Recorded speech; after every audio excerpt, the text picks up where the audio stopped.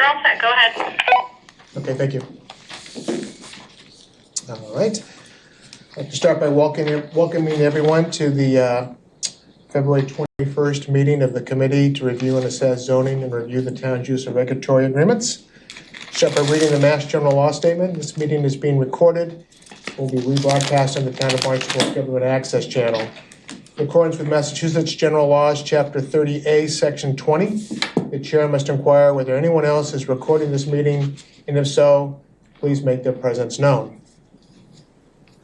Seeing none, this meeting will be replayed via Xfinity Channel 8 or High Definition Channel 1072. It may also be accessed via the Government Access Channel live video on demand archives on the Town of Barnstable's website. Start by reading the purpose of the committee. The purpose of our committee is to work with the town's planning and development staff to review and reassess recently adopted zoning changes, review the town's use of regulatory agreements, and make recommendations to the council. As you've noticed today, Jim Cuffer is not joining us. He is on, I'm sure, a well-deserved vacation with his family, given it's school vacation week. So today will be just the committee meeting with Kate Connolly in attendance via Zoom. With that, I'll ask Cynthia to take a roll call. Committee members: Catherine Ledeck. Here. Ken Alsman. Here. Councilor Jeffrey Mendez. Councilor John Crow. Here. Councilor Matthew Levesque. Councilor Kristen Turkelson. Here. Seth Etienne. Here. Councilor Charlie Bloom. Chair of Committee, Bob Here. Schulte. Here. You have quorum. Charlie is here. Yeah, he is here. I know. Okay. Just a quick introduction. I'd like to thank the committee members and any members of the public joining us today, although it doesn't look like we have anybody unless there's someone that comes on Zoom. And we appreciate the public's interest in our committee and its work. Once again, a reminder that comments can be provided in person, via Zoom, or in writing. Email comments should be sent to the attention of Cynthia Lovell at Cynthia, cynthia.lovell at town.barnstable.ma.us. Please note ad hoc zoning committee in the subject line, and Cynthia will forward all emails to the committee members.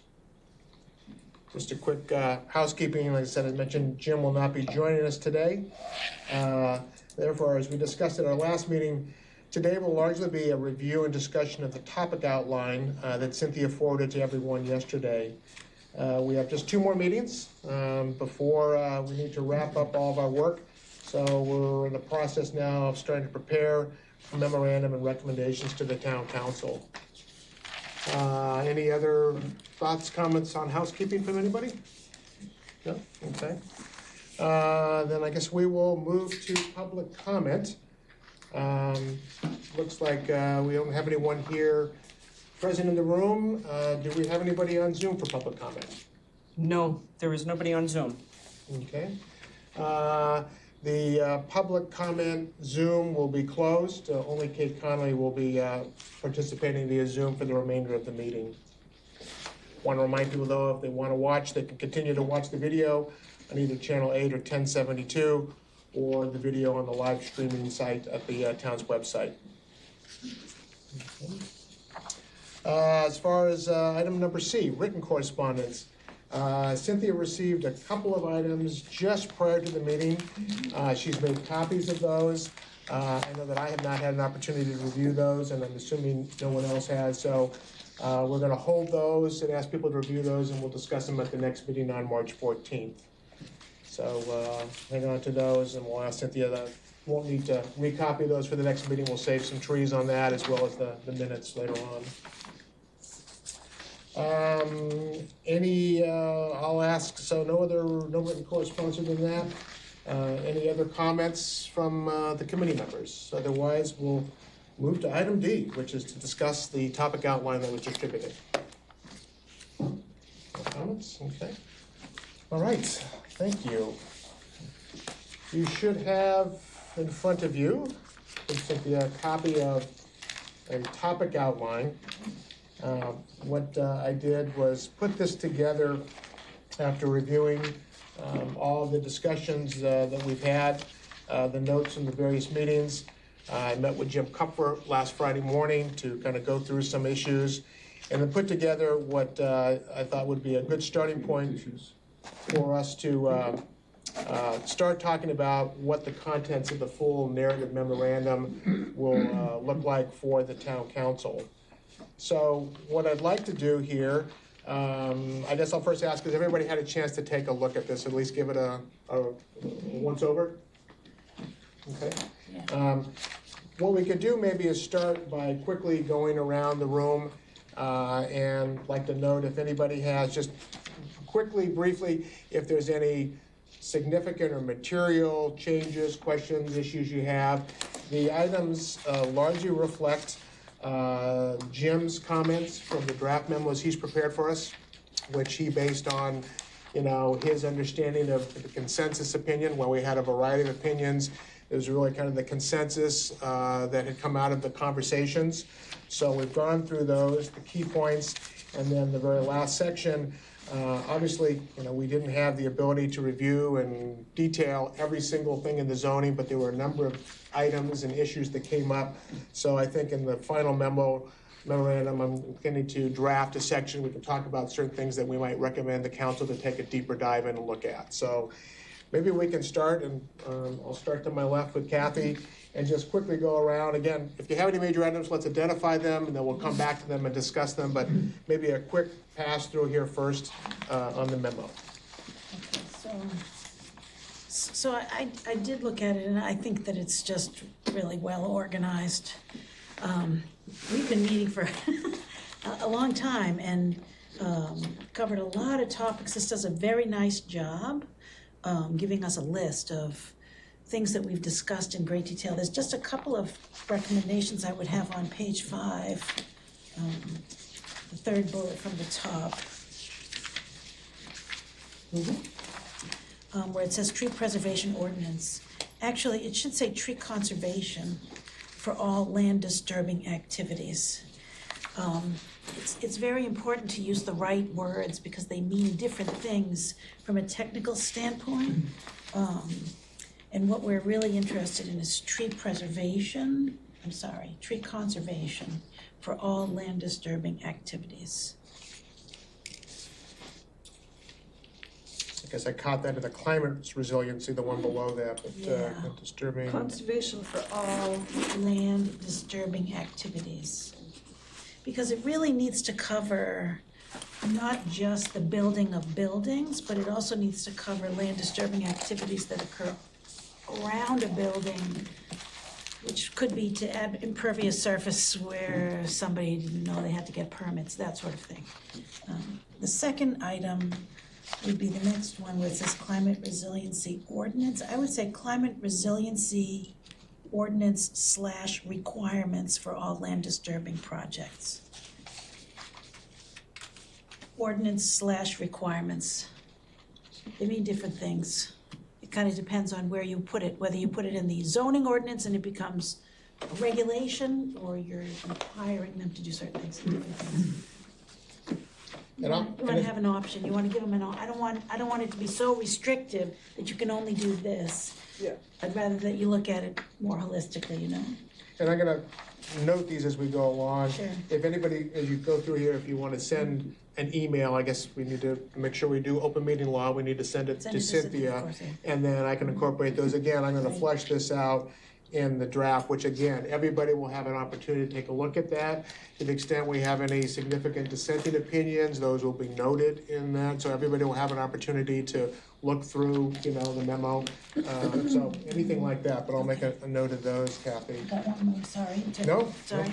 So with Didn't mean to respect cut you to, off. okay, so 1, 2, 3, 4, 5, 6. With regard to the 6th one on landscaping, What page are you on? same page 5, That's fine. same bullet, same set of bullets, number 5. Where it says codification of landscaping plan requirements, I would say, instead of what you've got here, I would say to achieve sustainability and resiliency by establishing biodiversity targets. Okay. And I can send it to you. Yeah, well, actually, I'd rather I can send it to you. Yeah, that'd be great, yeah. Yeah. Okay. Because it's not just about, it's about encouraging, it's about achieving. Okay. You really want to make sure that we're walking away with, success. Yeah, I didn't have anything else at this time. okay. Thank you. Charlie? I want to thank Catherine for looking at these words and seeing beyond what's written down here and coming up with great additions. And as I said before, Bob, I think you did an incredibly excellent job Thank you. on organizing all these months into a topic outline. And I have nothing to offer, just except for my gratitude. Okay, thank you, Charlie, appreciate that. John? Yeah, on page 3, thank you, Bob, under parking, on number 1, it says recommended amendment to the chapter, minimum required access parking spaces by increasing residential or artist-led work per dwelling unit from 1 space per unit in all districts to a parking ratio of greater than 1 space or not less than 1.5 spaces per unit. I'm just a little confused by that little Sure. clause. I'll explain that. Yeah. In Jim's draft, I think he had said originally, yes, he had, Didn't he have greater than 1 less, two, no yeah, more it than said 2? from 1 space per unit in all districts to a parking ratio greater than 1 space per unit up to no more than 2 spaces per unit. And I think in our conversations, there was discussion about saying, establishing a minimum of 1.5. So that was an area that I put there, so that was, subject to discussion here within the group. Do we want to say a parking ratio not less than 1.5 spaces, or do we want to say a minimum of 1.5 up to no more than 2? So that was what the intent was, to prompt conversation on that. So in talking to people have expressed to me, I'd say my impression is that the committee, the consensus seems to be, and what I've heard from others, input of saying, minimum of 1.5 but no more than 2, no more than 2. So that we can talk about that, It's just that parenthetical statement then it goes back per unit after the parentheses, per unit up to no more than 2 spaces per unit. Yeah. So it's just confusing. Yeah. If we're gonna say 1.5 to 2. Yeah, we just need to make a decision on that, and that's what I wanted to get the input from the committee. And so I think we need to talk about that. We come back to that during the discussion, but that's a point, The John. other thing on the same page, on the building height, very, very last sentence, as well as eliminating the statute. The 4th story of any building must be recessed, set back from the facade below at least 8 feet. My question is, if we're allowing that space to be used as maybe green space or restaurant space, whatever you want to do we still want to have it set back? Allow those uses, but still ask for a setback on those or not? Mm-hmm. I think, so just to clarify, the purpose of that sentence is to So clearly eliminate the state setback. eliminate the fourth, Yeah. okay? And also Which eliminate had the a set, setback. so the question would be, do we want to add to the above language where we say maximum 3.5, however it is recommended, allowing for 3.5 story, if it's, we give what the uses can be. We could also, an understanding from Jim, we could also say the half story would have to be set back. As it's written now, that's not a requirement. But the 4th story, that's out, which means you don't need to have the setback. So if we can that would be discuss a that, discussion of, okay, Yeah, that's the only things I have. okay. So the possibility of Don't know if adding, it's a if good you will, idea or as the not, just setback wanna for the discuss it. half story. Yeah. Okay. Setback for the 3.5. And the other thing that I think is interesting, I don't know if any of you had an opportunity or looked at, there was an article in today's Cape Cod Times. I think that was one of the ones that Cynthia sent out. Sorry, it was last minute. But it was the Hyannis, the historic Main Street District met. and they were discussing the proposed project at the corner of Ocean and Main. The old, I guess it was a grocery store, more recently it was the Hibble Museum, I think, or Hibble Building. There was discussion there about the need for having some, variation on the heights of the buildings, or unique, if you're gonna go to 3.5, have some gables. And I think that's come up, and I have to go back and take a look at that. I'm not sure if this is where we wanna talk about that, but with the going above the 3 stories, that would be something that we would ask. I think some of that's in the uniform design guidelines the planning board has, so we'd wanna double check on that, but that was the topic of a fair amount of conversation yesterday, so. And I had asked Jim, the form-based zoning starts at Ocean Street and runs. And we didn't get an answer, but I think maybe I asked it last time. I'm just putting it out there to remind us to get an answer. Why the zoning Main Street starts at the corner of Old Colony coming onto Main Street? Why we kind of had this zoning that picks up at a certain point, and why is it not more uniform? So, but. I'm going to ask Jim to talk a little bit about that the next meeting as well, because it does seem odd. It seems if you're going to have, if the objective of this is to revitalize downtown commercial on the first floor, why would you say commercial only from Ocean Street to C Street? It seems like you would say, in the whole growth incentive zone, or at least from, say, the Old Colony Center Street intersection, which is really the entrance to Main Street. Why would you exclude one block, although that's where the 307 Main Street development is? That could be a reason. But the whole north side of that, if you don't extend it to the Old Colony Center Street, that means if anybody wants to come on the north side of there, they don't have to put commercial in there. Well, why would you do that, for one block? It seems like you would have it continuous on what everybody thinks of as the main street. So, good point. I think we want to ask Jim about that, so. Because that would be an easy amendment, you wouldn't have to redraw the maps and things. It would just be, from whatever the 2 streets are and stuff. Because you already have commercial development in the property that Rob Brennan redeveloped, over on the other side of the Heritage Hotel. You have the restaurant, you have Bradford's, and now you have the Cascade Hotel. So it doesn't make sense to have one block excluded from the zoning, in my mind anyways. So. I remember Jim making some explanation about that and why they did that. I just don't exactly remember what the rationale was, but it does make sense, doesn't it? Yeah. I've asked Jim to meet next week. We've got 3 weeks between this meeting and our 14th, so I'll talk to him and ask him if he can kind of give us an update on that and see if that may be something we want to recommend to the town council to at least take a look at. Is that something they want to make an amendment? It was my understanding that, and I haven't had a chance to go back and look at the documentation, but when the town council at the time reviewed the form-based zoning, that wording was not in there. So I don't know exactly when that wording regarding Ocean Street was put into the zoning, but it wasn't in one of the initial drafts, so. Okay. Anything else, John? No, that's it. Thank you.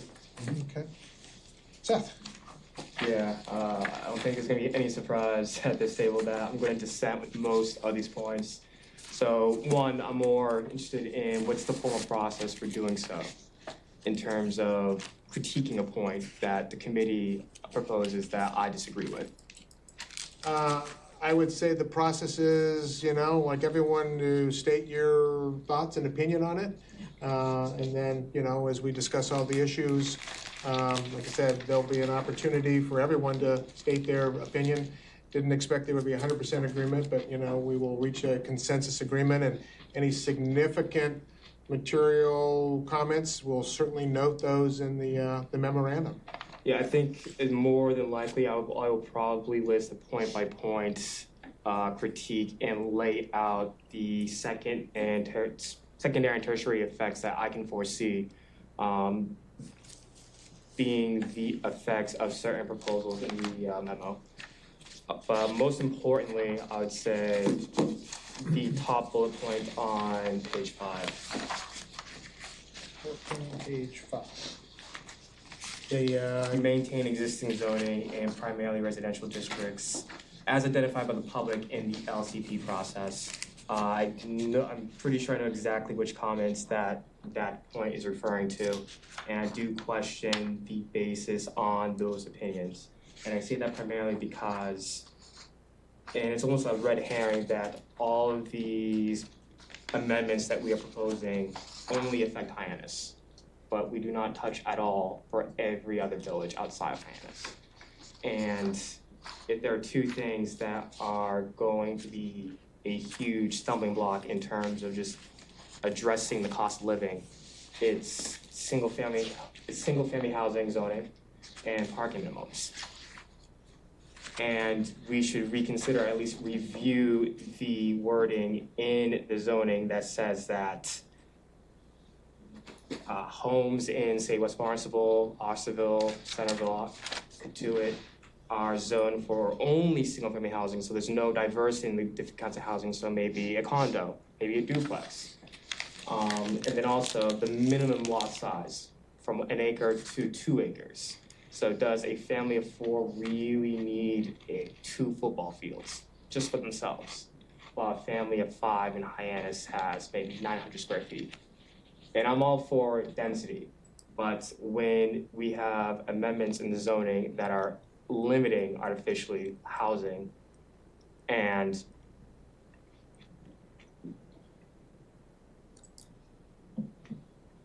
it's an artificial scarcity of housing, at least in Hyannis, and then there is no wording at all in the zoning that allows for further development outside of Hyannis.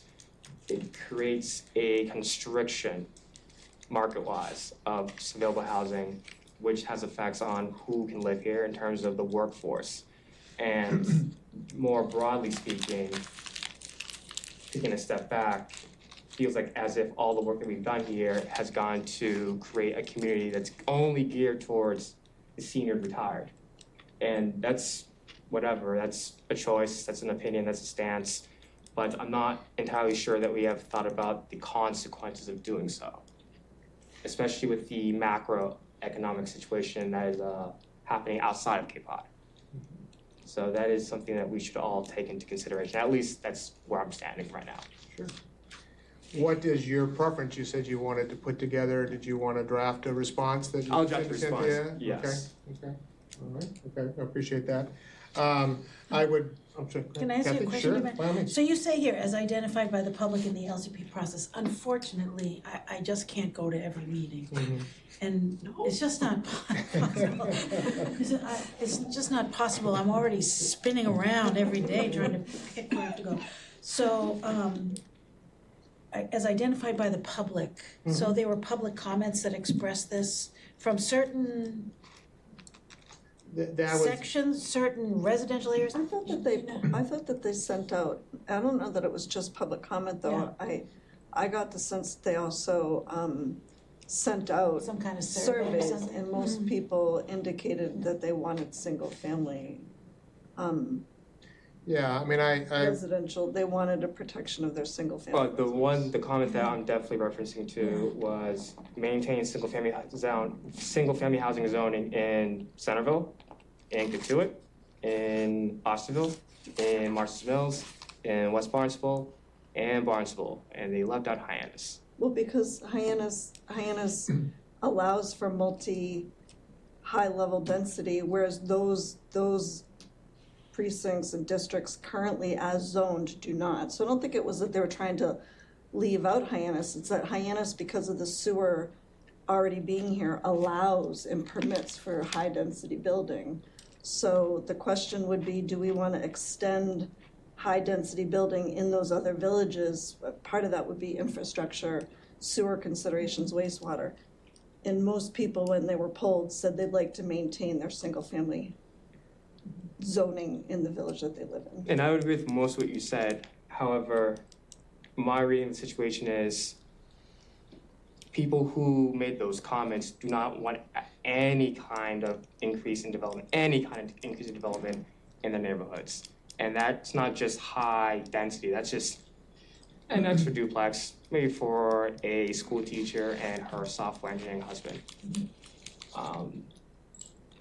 And the sewer issue is not so much an issue about zoning, that's an engineering issue. If we can solve that engineering wise, then why is the zoning written in a way that would still prevent any kind of development outside of Hyannis? Because currently. Currently, but this is, I know, but we're living in what we have today, so the current zoning is somewhat sensitive to the wastewater needs and the TMDLs that we have to achieve in order to maintain those and have preparation for the future. So, I mean, I think if we wanted to run sewer out to Katuitt so we could build high density, that might be something that some people would consider doing. I mean, it's also a financial cost analysis, but I don't think that it was that.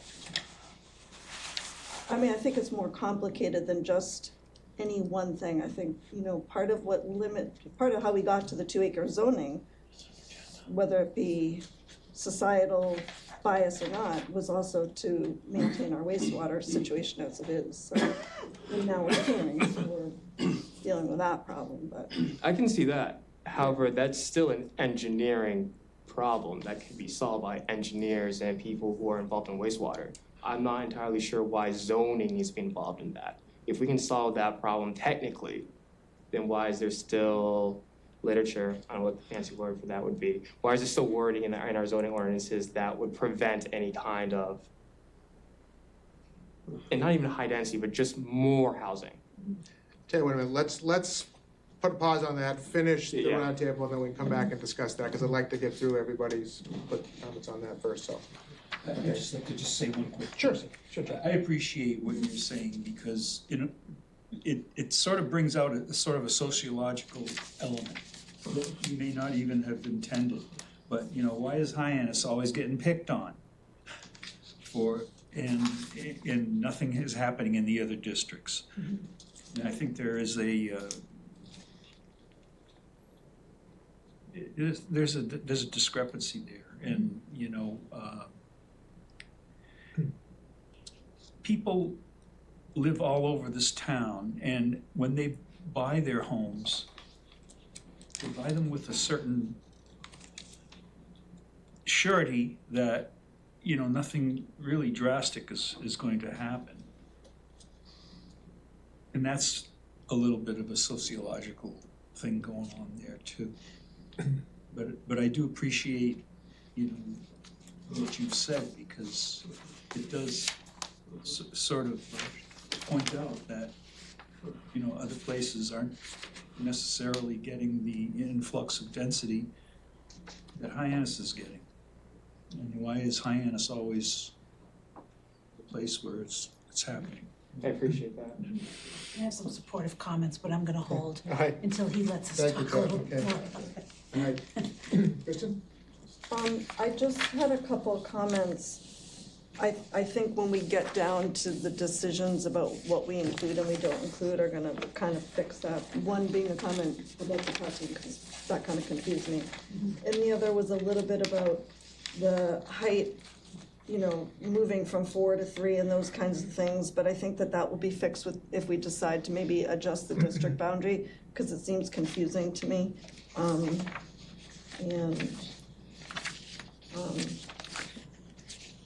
I had a bunch of comments and I opened the file and the comments are not there. So, Oh, okay. Mine. All right. I probably saved them under a different name or Well, something. you'll have another chance when they get the draft memo out. Yeah, so, but I think, again, I think whatever my confusion is or feeling uncertain about what we're saying will be cleared up when we get to the final draft, so. Okay, great, thank you. Ken? Yeah, I'm sure it's gonna get in there, but I think we need to start with a pretty positive statement about what kind of planning has been going on. I know there's issues, and the reason that this group is here is to look at the questions that arise about the downtown zoning and other issues like that. But I think my sense is that the town has spent a fair amount of time trying to develop a good set of tools to accomplish some improvements to areas where people can clearly identify there's been some issues. whether it be issues in terms of design or traffic or a feeling of what Hyannis is or what the rest of Barnstable is. So sort of in response to your question about why Hyannis gets this, I mean, I think the tools are designed to really, and I hope they be used, to really accept that Hyannis is part of this whole town. It is the center of it. I think it's the center of a lot of the Cape as well. And so that the idea that there's more intensive uses and more intensive housing and more of a desire for people to go a short distance to get services and shopping or whatever it is they need, it makes great sense to sort of concentrate in one area, at least to me. I think you're absolutely right. There are lots of folks that live in my town, in your town, and throughout all of this area who say, well, I really think we ought to protect the villages and take advantage of what's really there. There may be some opportunities for doing some different kinds of housing, but we don't have the infrastructure now, and we, let's just make Hyannis, the kind of place we'd all like to live, and we all can live. I think as I put on some years, I think that being a little closer to the downtown, et cetera, would be a great, be something I would enjoy. In any event, so I think starting off with some positive comment about the set of tools, at least, is very constructive. They've done a good job, and we can work on that. But I do also want to, particularly in light of my concerns about the downtown village zoning, there's a transition that's going to be difficult, as I see it, in particularly little pieces of a village, the downtown village. Driving around, I see some nice new housing that's taking place. To me, it's nice. It seems like it fits the character of the downtown village. When you get over to the areas just on the other side of North Street, I just shake my head as I go through. I don't know what that's going to be. It looks like it's going to be very difficult to make that transition with all the different lot sizes and what the zoning defines. But I don't think we ought to change anything yet. I think it's one of those things you just have to, okay, let's take the next few steps. And as we were joking last time, get this committee back together in a couple years and see what we missed in the first round. But those are my two primary points. There'll be others, but Okay. those are the two things that I have in mind. Okay. Well, that's great. I appreciate everybody's, initial gut reactions, having taken a look at it. I mean, I don't think doesn't sound like we're too far off from at least being in the right direction, what we're trying to put together here. I'm yeah, sorry, sure. I had one last, I was on page 5, so I didn't see my note. Okay. I think somewhere in the zoning, there needs to be an emphasis on neighborhood. And I think that, what is a neighborhood? I think we all say, oh, we know what a neighborhood is. But it can be defined in lots of different ways. Our perception is it's a good neighborhood. It's not a good neighborhood. It's getting better. It's getting worse. It looks good. It doesn't look good. We don't like having all these trucks parked around in it. We don't think that's good for the neighborhood. But some understanding of neighborhood, I haven't come up with a universal definition by any means, but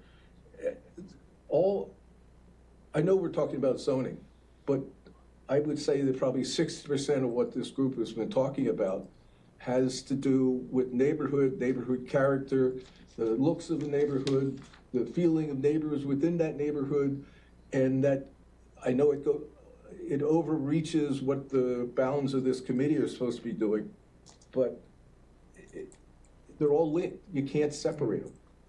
And so I've been struggling over the last week or so trying to figure out, how do I say this and write it down? And I haven't found that yet, but just a suggestion that somehow that essential to doing good zoning is defining and understanding what makes good neighborhoods, because that's really what Barnstable is. It's really a wonderful set of neighborhoods, whether you call them villages or neighborhoods within Hyannis or whatever. That's what we're really, to me, that's what the Cape is. It's a pretty wonderful place to be in our neighborhoods. So. Okay. Thank you. I think on that topic, it was interesting, there was a comment made by a woman who was an architect. This is at the meeting, the Hyannis Waterfront District meeting. And she used the term urban fabric, which kind of, to me, is interchangeable with a neighborhood. You know, what is it we want the urban fabric to be? You know, Main Street, Hyannis is one sort of a look and feel. You know, our residential neighborhoods are maybe another area. And, you know, you're talking about the same kind of thing. What do we want to look like? What do we want to feel like and stuff? It's kind of hard to, you know, to put your finger on it and stuff. But zoning can be one of the tools you use to help define that urban fabric of the neighborhood. Well, I think I went through the zoning ordinance, and I think there's something like 90 pages that deal with neighborhoods or deal with the residential. And Jim said, well, each one has got a slightly different definition, whether it's in Barnstable or whether it's in, you know, whatever village it's in or whatever. It's a little bit different because, you know, but it makes it easy for someone who wants to do something. Because you don't look at the whole 90 pages, you just look at the one you're involved with. Yeah. But if there was an overall sense of that we all want to construct a good neighborhood, that to me that makes a huge amount of sense. Okay, all right, thank you. Okay, well, thank you everybody for taking a look at that in advance and sharing your thoughts on it. We'll come back to some of the discussion. Seth, I think a couple of comments.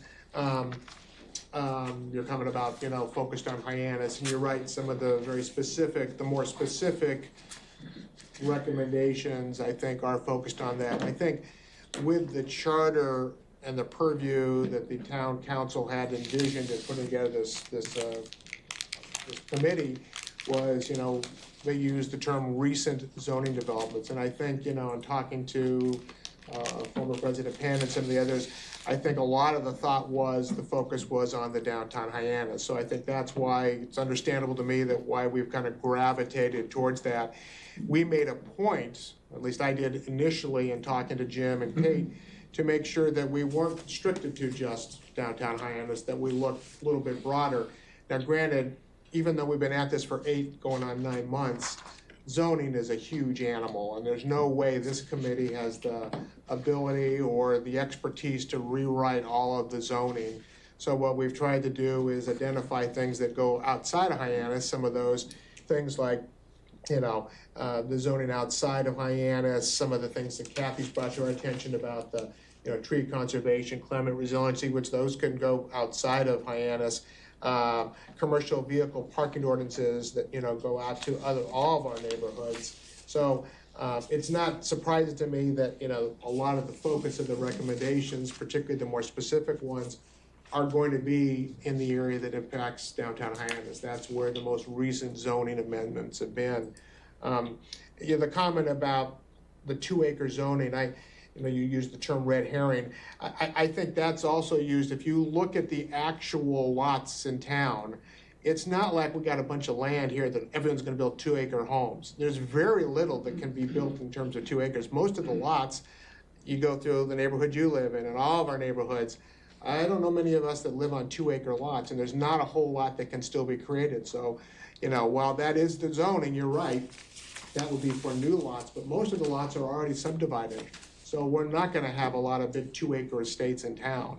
So I think, you know, the comments and with you know, a gratitude to Jim and the LCP, they have been going out and talking to people. They've done the surveys. They've been at it for 2.5 years, and they conducted surveys. You know, they went out and, you know, talked to people. They had all kinds of, you know, little placards on restaurants and stuff to make sure they got a good input. And what they heard back was, from residents. They're concerned about, some of the residential districts and not changing those. I think if you look at places like Osterville has a very high percentage. They've got condos in some of the other areas. Centerville's got the apartments. It's not like every other town or every other village is strictly single-family residential. We do have that. Could it be more? Yes, and with development. So I think we may be looking at that. But we have to balance what we're hearing from all of the public and what we're hearing. I think the calls to say let's do a moratorium and don't do anything, I don't think that makes sense. The calls that say let's leave everything exactly like it is and all the zoning that we've done, I don't think that makes sense either.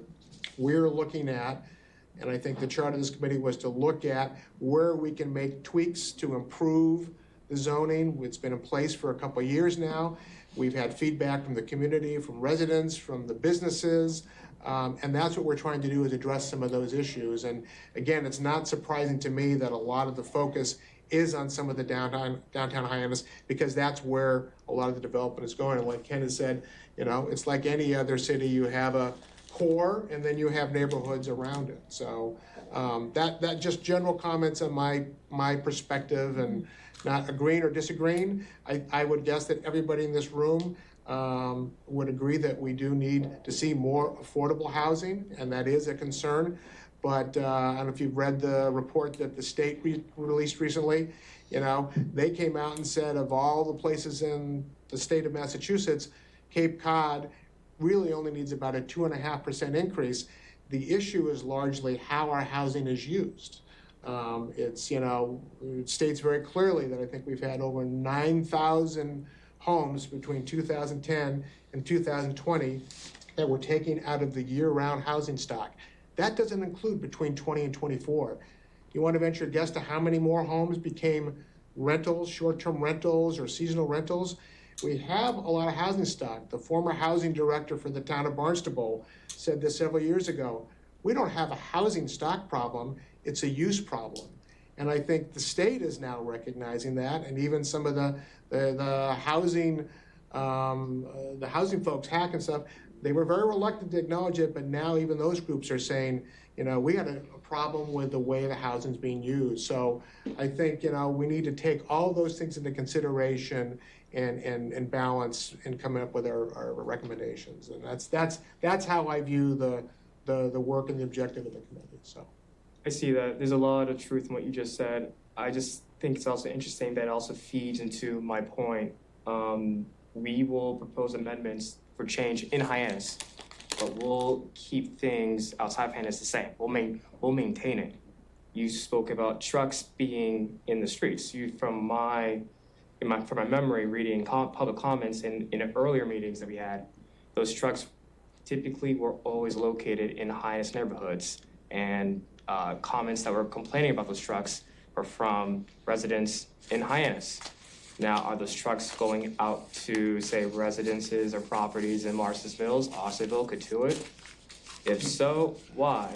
I also know that nearly half of the second homes on Cape are vacant. I mean, half of all homes, all properties on Cape are vacant, either second home properties or just summer homes. because they said 36%, I think is what the state study said on that. State, okay. I know that if you were to look at it on a village level, the rates of vacancies, or not vacancies, or vacant second homes, are much higher in Katuitt, Osterville, Barnstable, West Barnstable than in Hyannis. So that kind of leads me to believe that these trucks in Hyannis are going out to maintain the properties outside of Hyannis. There's a market for that. It's a self-feeding loop. Well, I think one good example, I think, and Jim, we've asked Jim to speak to us in the next meeting, and again, it's been pointed out in the state study. I think the short-term regulations, which go way beyond Hyannis to the areas you're talking about, we need to, address that. And there's ways of doing that, through zoning and other things, and that goes beyond Hyannis. I mean, that goes to all of the villages in Hyannis. I think you're absolutely right, Seth. I think we have a problem with, potential year-round housing in villages outside of Hyannis that are being allowed, and that takes away from the housing stock that's available to, you know, the folks that would want to rent year-round. So, I agree with that. I don't think one policy is gonna be panacea to solve all of this. It's gonna require different strategies. I couldn't agree more. In and outside of It's not, there's no single silver bullet that's gonna address this, you know? Let me just, John first, John had to say. Yeah, I have to agree with you on that. And also talking about the trucks. I know for a fact, I live in Austria, there's a lot of trucks that are parked on residential areas. And a lot of homes are, what they call them, home occupations, which are businesses and homes. I see a lot of that in my own little neighborhood, right in the middle of the village. And as for density, I live in a quarter acre, one of the smallest properties in my Tower Hill neighborhood. Most of those are a half acre or less. So it is fairly dense, and they're also in a wellhead protection area, which also keeps the houses small, because you're not allowed to have more than 2 bedrooms in that area. Okay, and I'm in the same direct area. In Osterville itself, just talking about, we have one of the highest densities of condos. In fact, we did a moratorium in the early 90s, I think, about no more condos in the village. It was on the books here because it had gotten to where we have, I think, 300 or 400, at least 400 units that are in the condos right in the center of the village. So it is actually very dense. The 2-acre zoning was created, if I read correctly, back in the 80s when they were first worried about, the town rejected sewering.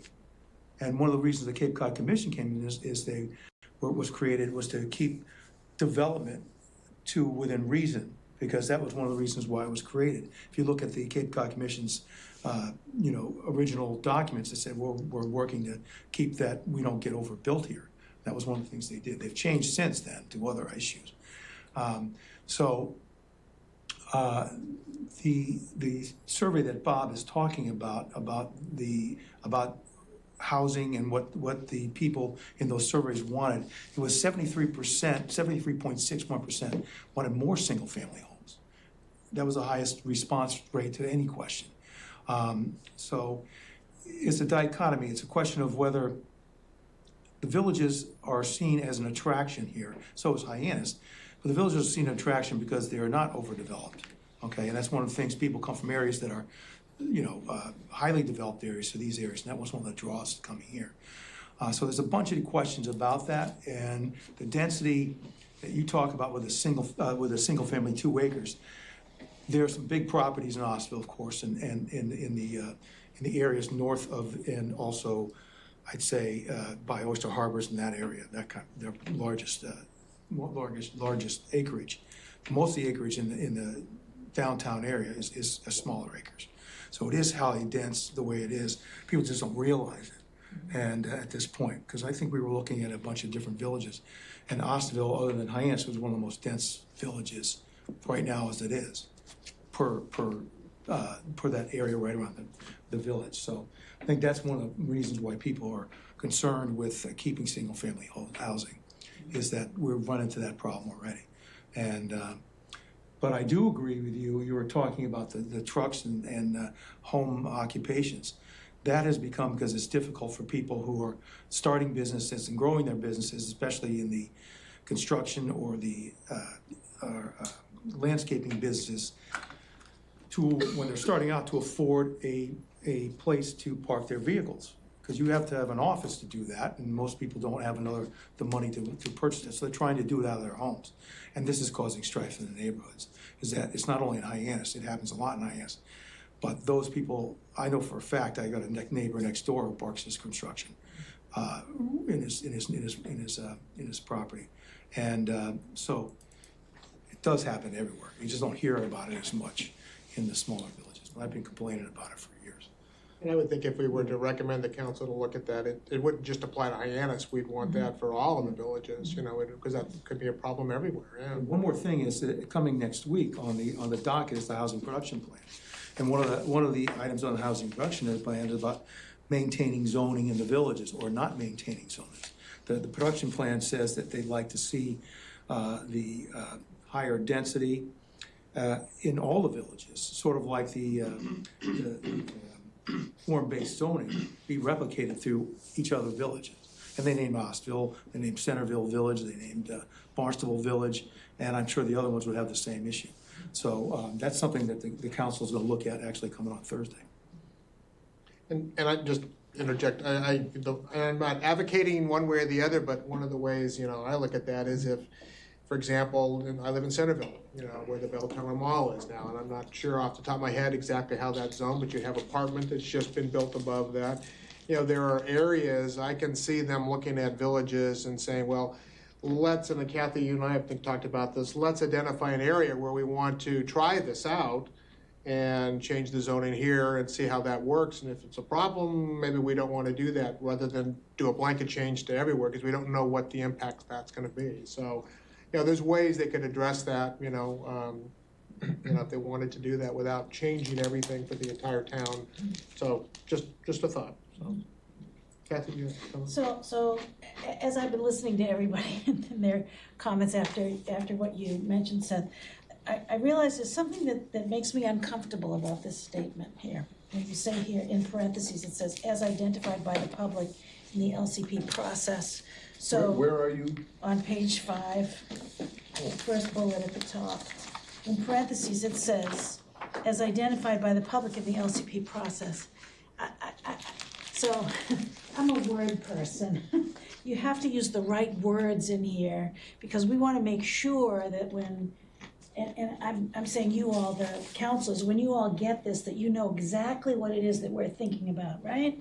So I haven't been able to go to any of those LCP meetings except at the beginning. And so it says, identified by the public in the LCP, what's the reference? I don't know what the reference is here. I don't really know what the public identified. I'm just sort of listening to you all telling me what. I think it was the surveys that they Yeah, did. and that's okay, okay. And unlucky for me, I didn't get a survey. So I don't even know what was in the survey. The survey isn't on the website. There's It's an okay. action plan of the LCP, so And that's okay, but we're not the LCP. yes. We're looking at zoning. So I'm uncomfortable because we're taking what was done by the LCP and inserting it into our materials without having a thorough review of that. With the That's what relationship, because that's what I'm- LCP can't be actionable without any kind of structure that I goes get against that. what we do. Totally get that. But I don't think that we should be referencing the LCP process in our memo because we weren't part of that officially. We may have been part of it unofficially by attending meetings and or reading the materials, but Okay. I just don't think it's an appropriate reference, that's all. Okay. And then I want to share with you, Seth, I think you brought up some really important ideas that we need to think about ways to massage this language to make it a little broader. I understand that the survey, probably shouldn't talk about this, right? The LCP process survey said people want to maintain existing zoning in residential districts. There may be areas in the residential districts where you could increase zoning and it wouldn't really have an impact on the flavor or the neighborhood by adding a couple of duplexes or 3 or 4 townhomes on 2 lots that get combined. I think that we shouldn't restrict our options going forward with respect to housing. I don't think we should restrict ourselves because there may be small streets where it's appropriate to increase the density just on a small street within one of the villages. I don't think that we should stop that process from happening. There's a lot of research out there about housing for people who are younger than me. That would be you, Seth. But you represent a really important demographic that we need to be thinking about, right? So the housing that we're building today is not going to really be ready for 5 years. Is it really what people who are younger than me really want? Do they want 2-acre lots with one single family home on it? I think we I don't want have an answer to that. housing that we can afford. Yeah, so does that mean that means a lot of different things. It could mean smaller, it could mean more houses on 1 2-acre lot, smaller spaces. And simple economics would dictate that just more housing would bring down the price and costs. I think we shouldn't restrict Supply and ourselves to say this the way you've said it. It seems too restrictive to me. Because I think there are places out there in the different villages outside of Hyannis where it may make sense as you've said, the lots are different sizes, different shapes everywhere, right? There may be certain lots where it's appropriate for us to increase the density. I think that already has taken place on a lot of, certainly in Katuitt, there's lots of 2 units and 3 units and, other kinds of housing. And they're on different size lots. Some of them are much smaller than 2 acres. I mean, 2 acres, as someone said, was it you? Who said, it took place because of some other reason. The sewage was the primary reason. We said, well, let's just make sure everybody's on 2 acre. We can take care of it with septic that way. But where infrastructure exists, and if we were to take that out of the equation, no more engineering problem, right? There may be lots where it's appropriate for us to think about increasing the density on those lots. Well, I think a good example of that is, I mean, if you look at Katuitt Meadows, that development. Yeah. I mean, at the time, that development was not on sewer, and in order for that density to be built, he had to supply his own septic treatment plant. So, and he did that, the developer invested in a septic treatment plant to maintain the septic in that area. Granted, it was a big piece of property and it had the ability to do that. Another example is, in my precinct, Seth, somebody has put an assemblage of lots together, and they are going to be doing, they've proposed to the state a 40B development of 19 houses and 36 apartments. So a 3-story apartment will be in Centerville. So when you say that it's only in Hyannis, it's really not only in Hyannis. It's in places where the constraints that we currently have, which is wastewater, that is literally a constraint that we have to deal with currently. We have to find ways to work around. So there's sewer there, so now we're allowing building in that area. But if there wasn't sewer there, then these 19 homes and 36 apartments wouldn't exist without a septic treatment plant, which wouldn't be able to be fit on that place. So I think it will come somewhat to what you're saying, Kathy, is it will come partly through infrastructure, partly through people investing massive amounts of money in creating septic treatment plants. It might be IA systems, I mean, there's more than one way to probably get it done. So I think, maybe, like you say, not restricting it, but, I think we should keep our options open. Yeah, Where the infrastructure exists. the other mindset, like Seth was saying, is a lot of people his age do not want a single-family home because of the maintenance. Right. They just don't want to deal with it. They don't want to deal with the lawnmowers, the clipping of the hedges, the maintenance of I don't either. painting. I don't either, to be honest with you. Right. It's a pain. So their mindset, because I've got grandkids that don't want a single family Right. home. They want to live somewhere where they just have to pay the mortgage and go to work and not have to worry about all the other stuff that comes with that, repairing your water heater. So what I think, I think I'd like to see in this bullet is language that's a little more open and broader to keeping our options open where the infrastructure exists. We'll work on that if you've got some yeah. suggestions. I will be And a variety of housing options. That's Yeah. another thing that's missing, is there's not a great variety of housing options. Because even the self-interest of people who are 60 and over, I That can't. would be me, so you can What's ask me anything you like. what's the end game? What's the end strategy? Because if we don't, because it's availability of housing, that's a very core issue. And I don't see the Kraft family selling off their properties. But if you don't give yourself an option to downsize into. Right. And if So 15 years from now, I'm gonna need something smaller. And if you price If there's out nowhere to all the go. healthcare workers and Yeah. there's no one to, Right. it's it's a doom spiral. Right. I want to just talk briefly about the supply and demand thing. I think it's not as simple as that. And It's not. And the reason, and it's a very important problem. That you have to throw out the whole idea of supply and demand when it comes to housing. Because what you get is one apartment or structure or unit for every 10, that means 9 that are market rate. We don't need market rate housing. We need affordable housing, period. And this zoning is not gonna solve that problem at all. No. And we need a whole new way of doing things. And I don't know how it could possibly happen, because the economics is at this point in time, it's not, I don't think it's available. And developers need to make a profit. There's very few projects that are proposed that are affordable. I think I was reading about one in the newspaper today down Cape Way. But what we're doing with these zoning things and by right, and we're rushing to solve a problem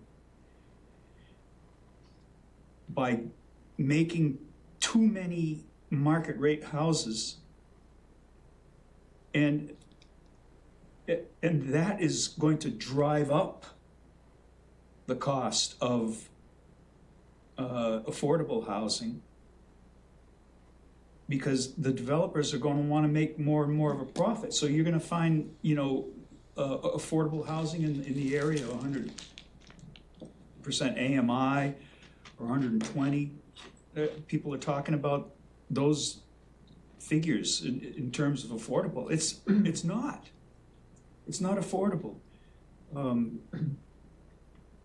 So the more housing we have does not mean that people like you and people like me, I already have a house, but if I someone of my socioeconomic status wouldn't be able to afford these market rate houses.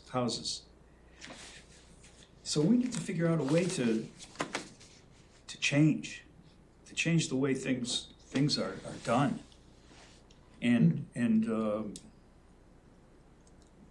if we go by the supply and demand thing, we're gonna build a whole heck of a lot of market rate housing that we just don't need.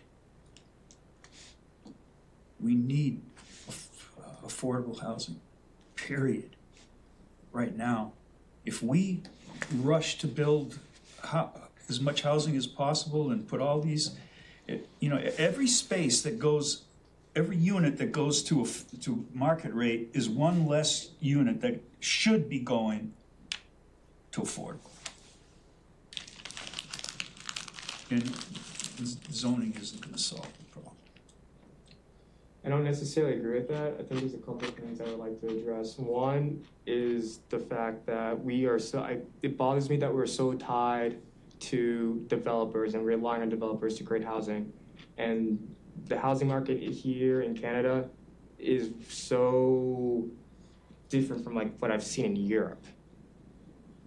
And it's different because I'm trying to put myself in your shoes, and I'm growing up with the idea that a house is your best asset. And when you do think like that, you put yourself and your entire community in a mindset of this thing that we all need is going to be my personal bank. And if you follow through with that kind of logic and that mindset, you somewhat justify homelessness. And we have more vacant homes just in Barnstable than homeless people across the Cape. No, I don't disagree with that. And yet we are still tied in the idea that, if developers don't make a profit, we can't make any houses. A big part of my thesis was for architecture school. IKEA had a major influence on it because I was trying to figure out how to design homes without using a hallway. And I was recommended to go to an IKEA. not just going to an IKEA, but researching IKEA, I came across their philosophy of they don't set out to make the most beautiful chair and sell for the most amount of money. They think first, okay, how could we design a chair and then sell for $15? And they work backwards. How could we design a house, build a house, construct it, including labor and everything included, for say $100,000, and then sell it? I think we should try to move towards like that mode of thinking. That is more pie in the sky ideal, just like dealing with different kinds of people and incentives.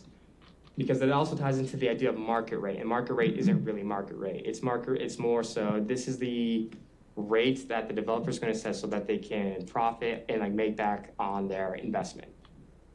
The market rate isn't really meeting the market. And it's a huge disconnect between, I'll say, my generation and your generation, because when I read quotes from Wednesday night about, I'm very disappointed with what's going on, that was why Florence, a fourth generation Cape Codder and designer, said, Main Street is not what it was in the 70s and 80s. Well, if we had the same economy in the 70s and 80s as it is now.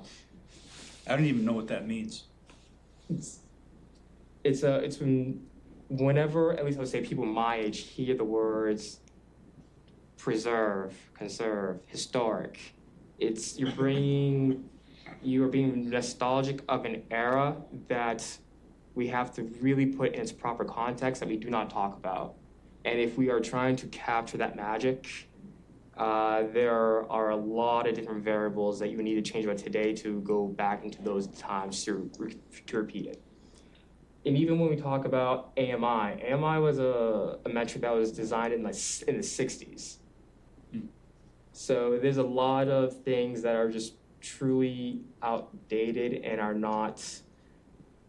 But these are the tools. These are the tools that we have. That we're given, yeah. So, I mean, I am completely in agreement with you about, we should start with, okay, let's start building stuff that's affordable and go down. But I don't see how we can do that right now. I don't see, because the guys that come to the planning board, the developers that come to the planning board, they want to make money. Yeah. And that's what we have in front of us. I would just say, Seth, I wouldn't necessarily interpret the comments that someone said that the economy was great in the 70s and 80s. That's not. Let me just, because I'm gonna say, because. It's just Wikipedia articles and YouTube videos. When my wife and I paid 14.5% for our first interest on our first home, I would argue that it's a lot better now, even at 7%, than it was back at that time. Same thing, oil shortages, lining up for hours to buy gas for your car. So don't necessarily interpret that. I would suggest you don't interpret that as saying it was the golden age compared to today's economy. I'm not saying today's easy. I'm not saying 70s and 80s were either. It's, everybody has their own challenges. So I guess I would just suggest you don't interpret that as, it's a lot harder today than it was then. No doubt you could pick specific metrics. You could say, what is the housing cost as a percentage of, as a multiple of your income, but I can also tell you, there's a lot of kids earning a heck of a lot more than I did at my first job back in those days too. So, again, generalizations, I just don't like to see some of those things. So that's all I was saying. So. I needed a VA loan to get my first house. And it costs, the house sold for $25,000. Okay, so it starts in, it's very different than, I can't convince my children of what my wife and I used to do. It was, they sound a lot like you.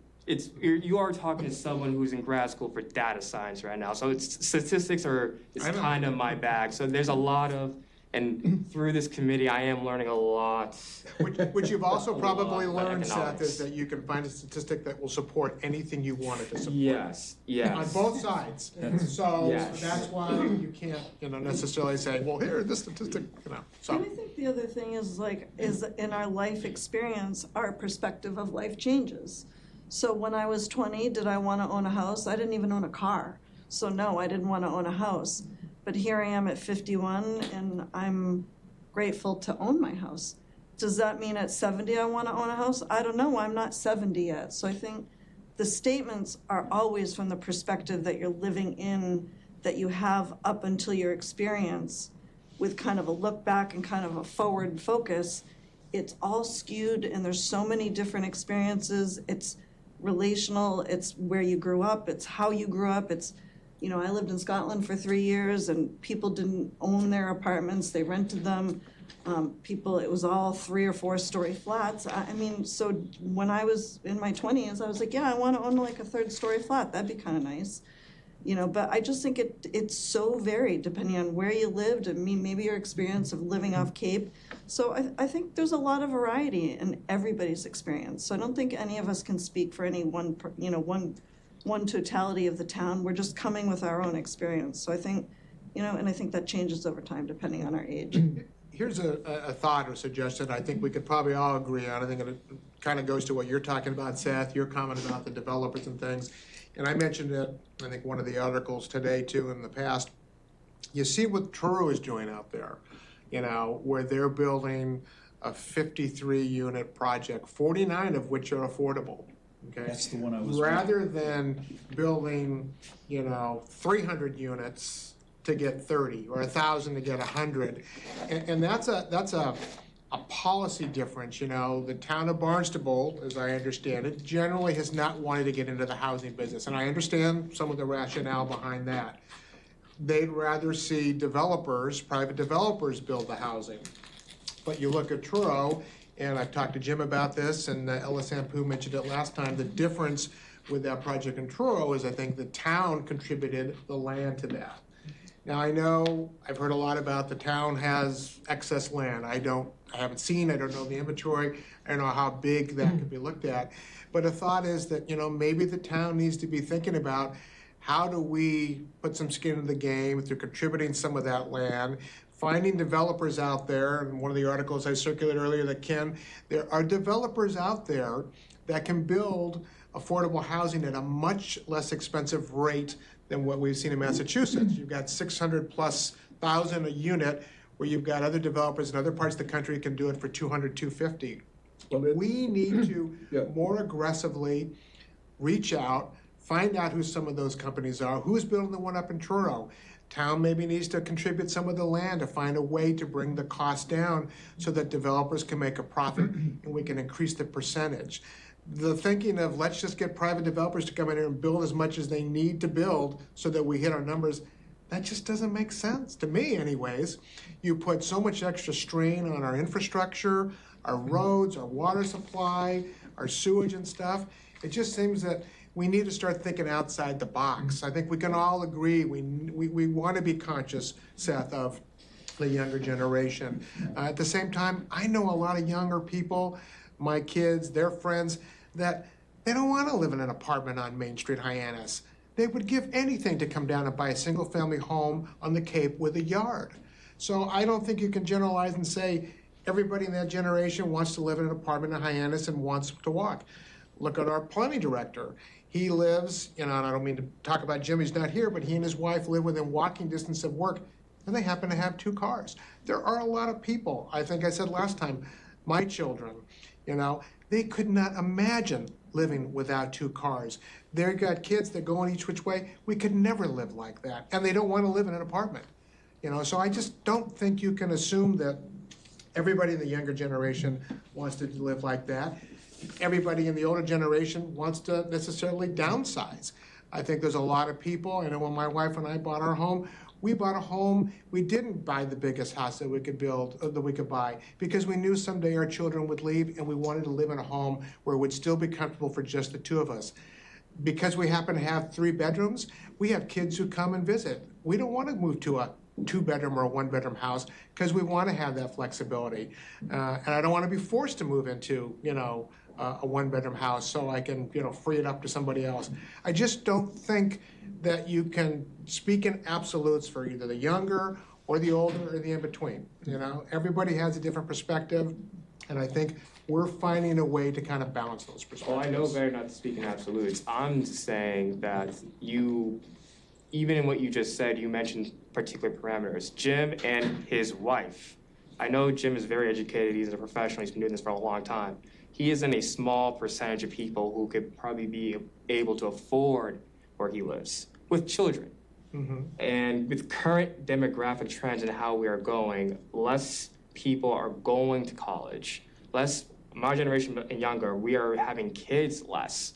There is I don't want to say demographic cliff, but colleges are starting to get worried about how they're going to be able to sustain themselves because they're losing on students. And if that happens, then the workforce afterwards is also kind of worried because then they can't replenish their own workforce. And then if that happens, then you have less people paying into Social Security and healthcare. And then if that happens, you gotta actually be worried about yourselves because then there's a lot of data. I'm losing my train of thought, but it's a very complex system, and I'm trying as much as I can not to paint with a broad brush. But there are certain variables that when you do list these anecdotes and these examples, you got to be very, very attentive to the context in which these people were able to do so and accomplish. I have friends right now, same age as myself, married with a house in Seattle, or they by themselves were able to put a down payment on a house in Annandale. But that person, How old are you, Seth? I'm 31. 31. Okay, my twins are 34. They live in California, and they are, trying to figure out their life too. And they both live in apartments. They pay close to $4,000 a month for a one-bedroom apartment. Different part of the world, and they're wondering, where they're going to go, what they're going to do. I keep telling them that there's lots of other areas in the country that would work really well for them, but they have an image of what their life is going to be, and as they should. And Mom and I try to support them as much as we can. Yeah. So it's. I totally agree with the sense here that there's no solution. You also look for. I look at physical planning. I'm primarily a physical planner, not a social planner. Someone who looks at how do you build and design something that works on a broad scale. And it involves the environment. It involves balance. I worked in Mountain View, California, which is the home of Google, and we did a great job. We had the highest density of any other town within the whole region.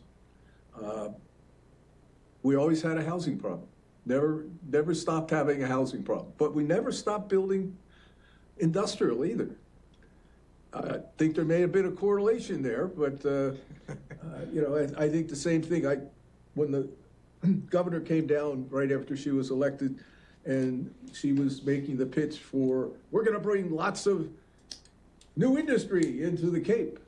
And I said, where are these people going to live?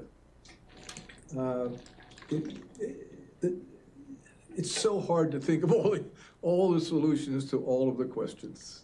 So that's why I think we need to keep our options open. Yeah, I don't disagree with that. The statement in here is just too narrow for me, that's all. So we can work on that one. Open to opportunity. Yeah. And also, through the housing committee and other things that I'm involved in, Charlie's involved in, is that the idea of changing the entire zoning in all these other places versus having some kind of a, I'm not say spot zoning, but there are properties that we like to see in my village that would be great for something like this. Right. There's not a lot of them because it's the standard inputs are extremely expensive. You get the land and then your building costs and the cost of materials and everything else. So that's what we're really up against. Okay, but you have that in any area that is desirable to live. Okay, and that's one of the things about the Cape. Like, for example, you were talking about, there are people who have big houses that, where I live, and they all, they want to downsize. they want to downsize the house that I have somewhere, like close to the village, and walk into it. But there aren't a lot of opportunities to them to get it in, you know, in a place that they wouldn't have to renovate and that kind of, in my own neighborhood. But then the prices of those houses that they're going to sell continue to be strong and maintain market value. So at the same time, prices of 2-acre zoning homes are not going down, they're going up, just like everything else. So it's very complicated, and there are examples, like I think people limit themselves. Okay, I grew up in an area in Connecticut that was better in New York. Everybody went on the train to New York, all these executives and stuff. And when I got out of college, there's no way I could even afford a starter home. They were like $800,000 to start back 40 years ago. It's crazy. Okay, it makes Austin look poor. I keep saying that. People look like oh, well, this is where all the swell people. Not compared to some places in California, not places in New York and everything else. So everything's relative. But I decided right away that I was going to move out because I couldn't afford it. And I went to a couple places, Texas being one, where I got an apartment. They were building plenty of apartments, brand new apartment buildings. Then I was in Colorado, same thing. Then I bought my first house, but it was in the middle of the ranching community in the Central Rockies. Okay, and I bought it for $132,500. It was 27 acres, 2,700 square foot on 5 acres. Okay, but the only thing you could do there was be a ski lift operator or in the winter and a whitewater raft guy in the summer. Okay, it's changed now because the internet came out there finally. I didn't have a cell phone when I was there in the early 90s. There wasn't any such thing. So people are moving into those areas and can make a living. But I think what happens here and happens a lot of places is people figure, okay, I grew up here, my family's here, I have to live here. It's really sort of self-limiting as for what you can do as for housing to to get yourself a place that is not going to cost a fortune, that it does in all the major cities and major hubs. Okay, and it's a question of whether people are willing to take that leap, okay, and whether they have a decent amount of wages where they're going. And many of these places now, Colorado, the center of the country, have one of the lowest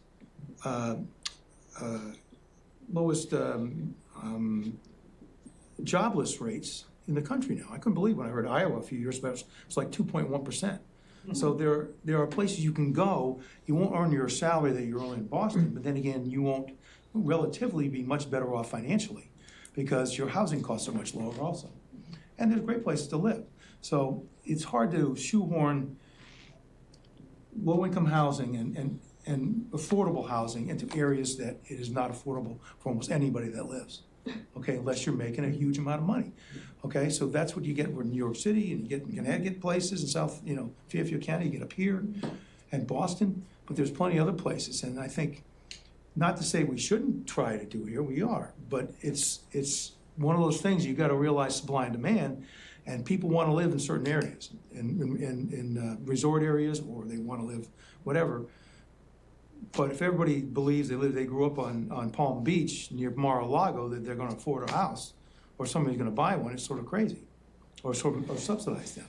So there are places and other things that are where the inputs are a lot cheaper. I'm not saying that fixes our problem in the Cape, but I think people have a very closed mind about what their opportunities are, and they don't want to do anything to explore those opportunities. And I did it, and I lived that way. And now I live here, and I bought a small house when I bought here. I've added on to, but it's small. It's right in the middle of the village. But that's all I needed. I was single. You know what I'm saying? But I wouldn't have been able to. You bought a house when you were single? All the houses I bought. I'm still single. Okay. I've always bought houses when I'm single. But it's a question where you buy them. Okay? And there's no way I could afford it in Fairfield County, Connecticut to ever even think of it. And we had, at the time, I went to a meeting when I was like 22, and a couple of my friends were now detectives in the police department.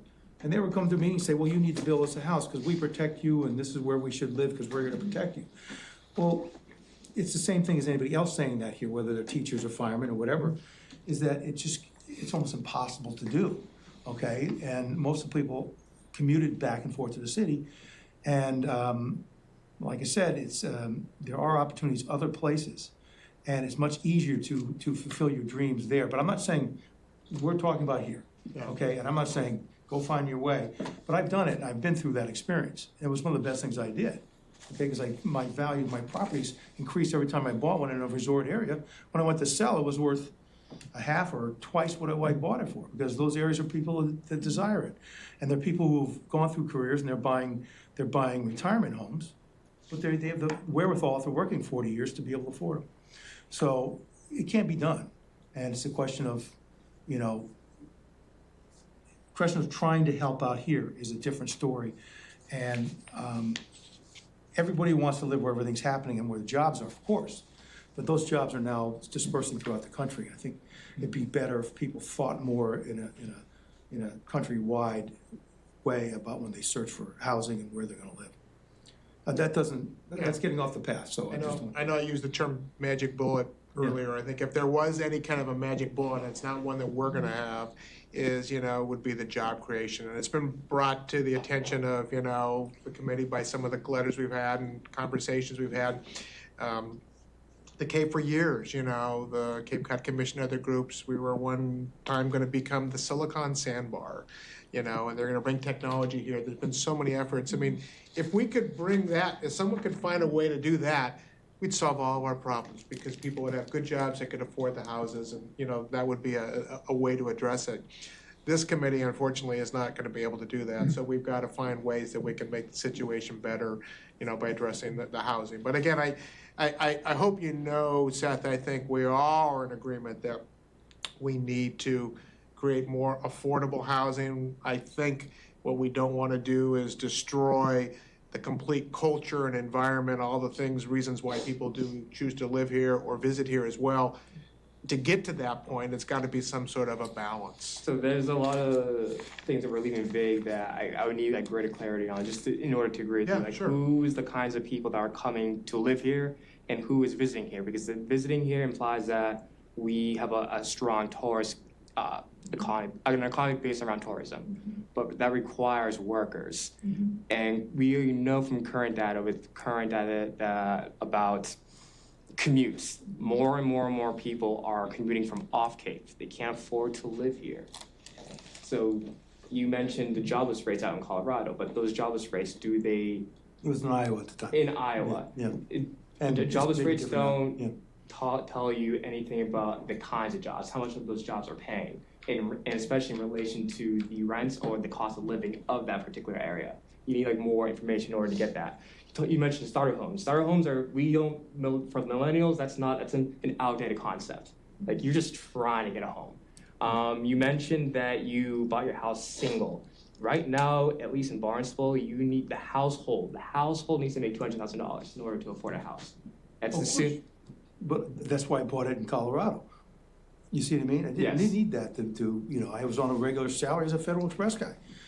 And I had one of the nicest homes in the valley, okay? But there wasn't a lot of, just like, here we're built up, there it wasn't built up, mostly ranching communities, and there wasn't a lot of opportunity there. And I had a job before I went there and transferred into that position, okay? So, but that has changed as far as the amount of jobs with the internet have come up. And a lot of these areas are getting much more expensive because now these people are working from home in the middle of nowhere, okay, or up in the mountains. So that's what I didn't have when I moved there, but now there is. So these areas are starting to grow, and That's true, and that's highly specific to the kinds of industries.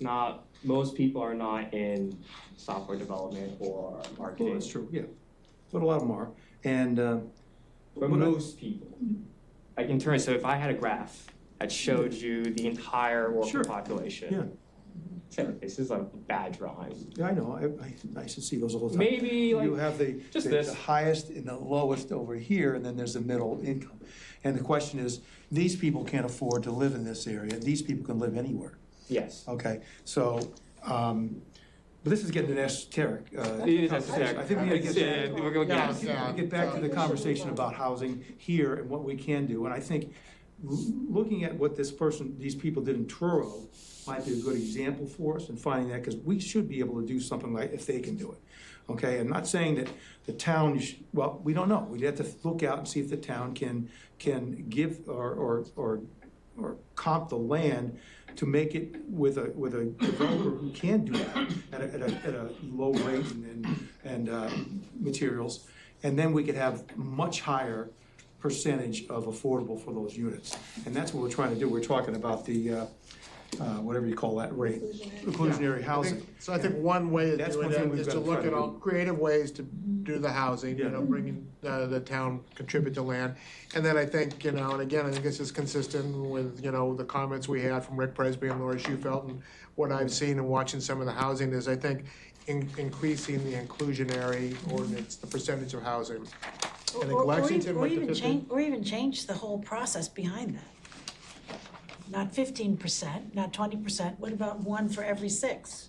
That's another way to do that. Just change the Yeah. whole way of thinking. Well, I think part of what we've had is, you know, we are starting to change our philosophy and how we think about it. I think we Yeah. have an opportunity with the housing production plan to actually make inroads to that concept. I think that President Penn changed the course of how we think about our development. I think that's one of the things that was on the philosophy document. Right. And it really requires us from a bottom-up approach to be able to say, you know, Provincetown made it their goal to do affordable housing. Maybe Truro did as well. Edgartown and Oak Bluffs are both doing big developments. Nantucket is doing it. So the problem is that we have to have our departments willing to go out and change the way they approach a problem and the way they see development. And we need to be willing to have stones enough to say we're not willing to accept a deal that it doesn't include enough affordable housing. Yeah. Be it just an ordinance, or be it through regulatory agreements, or be it through the planning board. I mean, if we don't set the tone that this is what we need for our community, then the developers are always gonna be telling us what we need. We need to be telling them what we Right. need. And I see And then that. we need to seek out the people and Yeah. the developers, I see and we that. need to seek the creative opportunities to do that. And it's not just this group, it's planning, it's Right. the town manager's office, it's the building department, it's permitting, it's every level of the town needs to be behind that. Yeah. We would really need to, as an entire town, be behind that. And But that's it part of what we're also missing. starts with us because we need to have the language that allows those kinds of proposal and developments to happen in the first place. I'm not disputing that, but what I'm saying is this small group is not gonna be able to fix a Yeah. wider systemic I problem. think we want to suggest that the council does that and council needs encourages to that. fix Yeah, I it. think Planning board that's needs what to we want to fix do, it. yeah. Especially like I wish we could just, you know, issue a proclamation and the town would do it, you know. But I think we want to suggest that they do look at those things, you know. He'll come up with a Increase good the one for us. inclusionary goal, And you'll fix the build language. projects that have a higher percentage and stuff like that to address those needs. And also look at the tax incentives of having secondary, third, fourth properties that are lay vacant for most of the year.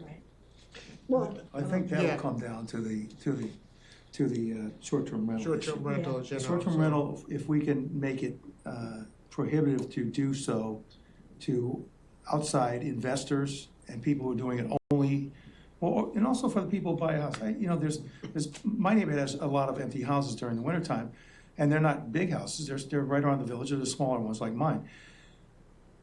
But they bought them, especially like COVID, a lot of them turned over that. They bought them for a place to go, and now the only way they can make it work is the short-term rental.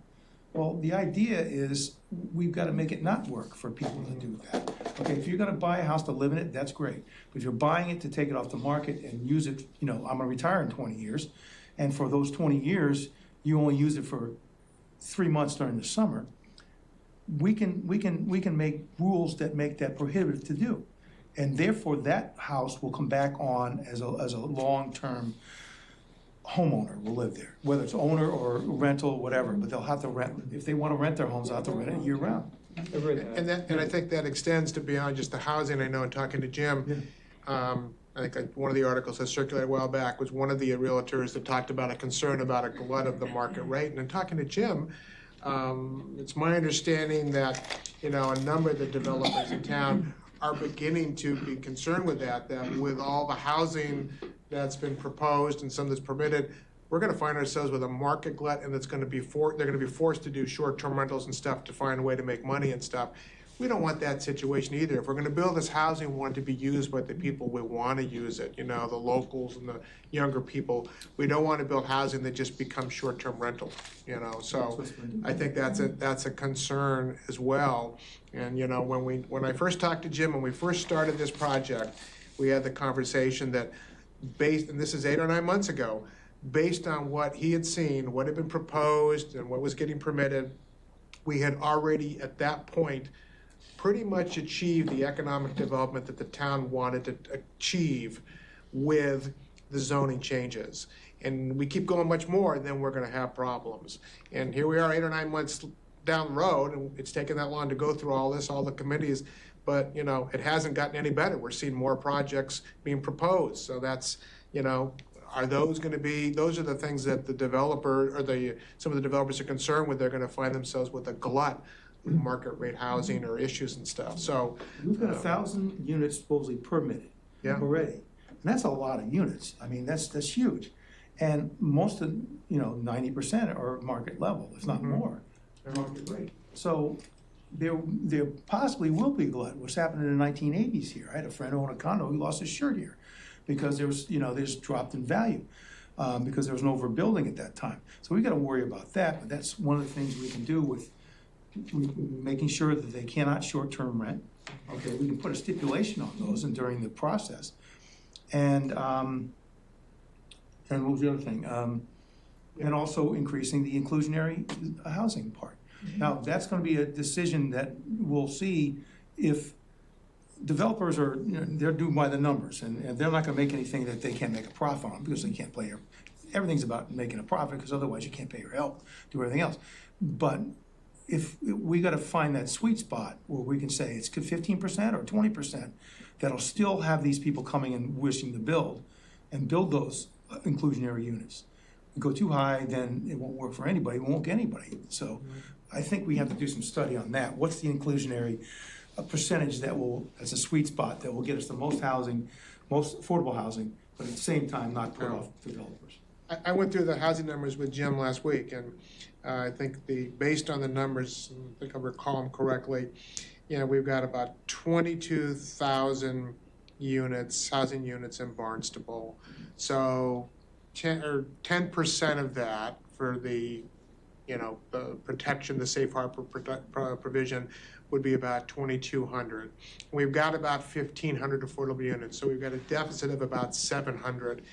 And to get within the safe harbor provision, you have to have like 0.5% of what your target would be. If we could build 2 projects like what they built up in Truro and added, 100 units, we'd hit our target. We'd fall within the safe harbor provision. If we could get our act together, rather than let's build 1,000 units To get 100. Yeah. And all the additional stresses that puts on the infrastructure in the town and stuff. We just need to think smarter about how we go about doing that. Does the stress come from the year-round residents or the summer tourists? Because I know the population of the town nearly triples in the summer. I think if you built 1,000 units in an area, those 1,000 units are gonna be using the roads. You've gotta have additional cars on the road. You're gonna have additional water that you need to use for that. Power, there's no doubt about it that our summer crowd increases infrastructure use, but if you build 1,000 units that are supposedly year-round units, to me, I think it's pretty clear that puts a stress on the infrastructure. Well, plus you have police, fire, if they have children, Schools, yeah. If healthcare, people utilizing healthcare. Yeah. Look what happened when they put Everly in the Hanover. The calls that it's requiring in that water and fire district, they're gonna have to redo the fire department to suit the needs. So, it's not like we just take 1,000 units and it doesn't make any impact on any of the resources. Yeah. And all those 1,000 units aren't gonna necessarily house people that are supposedly the workers that are gonna be doing the work. It could just be people that wanna relocate here in retirement, or they're gonna be, working for home, so they're not actually doing work in a hospital, a nursing home, a school, a landscaping company, they're working from home, so, I mean, I had a quick question, and is just for my own. Can you stop investors from buying? I mean, if you're gonna build 1,000 and 18 of those are market rate, what's to prevent somebody from California buying one of those because they see it online and it's vacant? And then that cuts us what we're trying to achieve. Well, if you put restrictions on how they can rent it, they're buying it to monetize it. So you put restrictions on short-term rentals Yeah. or rentals like that, that will it won't be profitable for them to do that. Yeah, because that's what we have to look at, because because the research I've done is a lot of our second homes here Yeah. are unoccupied and the people live not even anywhere close to here. And they're just hanging on, they're not even renting them, they're just empty. Using them as a land bank. I think the state sorry? said 36% Essentially using of it as a Barnstable bank, County a land residents are bank. unoccupied. That's what I did. You know, so. I'm not saying it, yeah. It's not your fault, Ken. Part of the problem, now look, we'll find us a solution. I think it's a really important point to bring up. I think there are some things that we can control through zoning and through regulation, but then there are some things that we probably can't control. Yeah, I didn't know what that, because without No, so- Kathleen yeah. here, I didn't know what, or the attorney, I didn't know what we really have the legal right to do. So if somebody's cutting a private deal, you can't really control that, No. you know? So for example, if I decide I'm gonna buy some condo unit somewhere, and even though it says it has to be owner occupied, and I cut a private deal with my brother, who's gonna pay me X number of dollars to rent it out in the summer, you can't really control that. Some of it you Well, can control. actually, the condo could, the condo laws could. Yeah, that's right, Yeah. that's right. And the That's town what- can have, the That's town where we're going has with the host compliance and with stuff. host compliance and Yeah. the Right, regulatory right. groups that go around doing. That's one thing we're talking about fixing up. So But some one of the things you things- can, One of the yeah. discussions, sorry, John, go ahead. We have, according to the governor's latest report, we need 2.5% increase in properties. And they even said in their report, some of the reasons why those properties are not utilized is because of the short-term rental, how they're done. So we can get to those figures without even, I'm not saying all short-term, there's people in my village, they're down on the water, they're gonna rent their house. Okay, but if you say even to them, they can only short-term rent for a certain amount of time, but a lot of those people do it for the whole summer. So that's not a short-term rental, that's long-term rent. But the people wanna monetize it and turn it over, because there's people down there could have it empty. A lot of investors have enough money to leave a property empty, a second property. But it's the marginal ones that are not this end of your graph, that are ones in here who are trying to make a profit on those houses and have extra money to invest. Those are the people that these rules on short-term rentals and how long you can rent and that kind of stuff can completely take that advantage out. And therefore, they won't buy that second home until they're ready to live here, okay? And therefore, that'll add to our housing stock. And maybe down in Seaview, that's not gonna make any difference, but in the middle of Centerville and Hyannis, there's a lot of houses that are short-term rental, not for $5,000 a week, they're $500 a night or $200 a night. Well, if we can get those back into the mix, those would be long-term rentals for people who can afford. Well, I'm more concerned that we're building 320 apartments. Yes. And what if a quarter of those ended up being short-term rentals instead of being long-term rentals? Yeah. Because there's no provision or stipulation that requires them to remain as year-round rentals. I mean, We that's can more stipulate concerning And to that me. was one of the, We can stipulate Jim, that. No, I know, I'm Jim just said that saying. we, can Yeah. look at for, whether it be in not just downtown Hyannis, throughout the whole village, on short-term rentals, you stipulate that they cannot be used for that. And, goes back a couple of years when there were 4 of the 7 civic associations got together and made some proposals to the town and suggested some short-term rental amendments. And they took into consideration, the Cape has a long tradition of summer rentals, and we were not trying to kill that off.